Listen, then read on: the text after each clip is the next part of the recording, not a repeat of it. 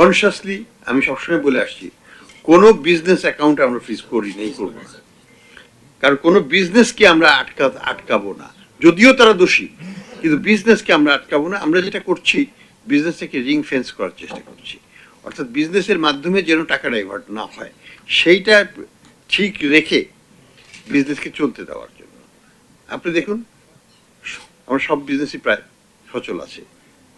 বেক্সিমকো ফার্মাই বলি, আকাশের কথাই বলি, আমরা সালমের বিভিন্ন এই পাওয়ার প্ল্যান্টের কথাই বলি, সবগুলোই কিন্তু আমরা আমাদের দিক থেকে কোনো বাধা আমরা সৃষ্টি করি নাই। এখন তারা যদি চালাতে না পারে, সেটা তো আমরা চালিয়ে দিব না, তো সেটা অন্য বিষয়। কিন্তু আমরা কোনো বাধা সৃষ্টি করছি না। কোনো ব্যাংক অ্যাকাউন্ট, একটা ব্যাংক অ্যাকাউন্টও ফ্রিজ করা হয় নাই, যেটা কোনো প্রতিষ্ঠানিক অ্যাকাউন্ট। কেউ হস্তক্ষেপ করেনি সরকার থেকে, এবং এটা আমার একেবারে ডে ওয়ানের কনসিয়াস পলিসি যে আমরা বিজনেসকে কোনোভাবেই ক্ষতিগ্রস্ত করব না, এবং আমরা করি নাই।